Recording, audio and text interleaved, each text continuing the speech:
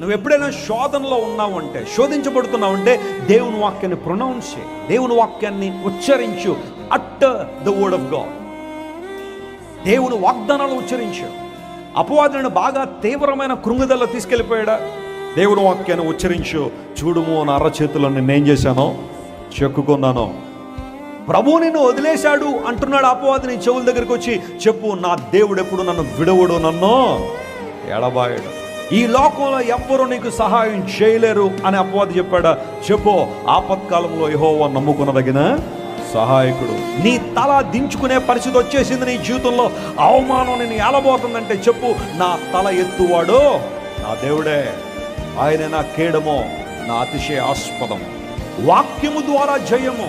నీ జీవితంలో శోధన వచ్చినప్పుడు, ప్రతికూలత వచ్చినప్పుడు, కృంగుదల వచ్చినప్పుడు దేవుని వాక్యం నువ్వు వినియోగించగలిగితే ప్రభువు నీకు విడుదల ఇస్తాడు. నమ్మిన వారు స్తోత్రం చెప్పండి. హల్లెలూయా.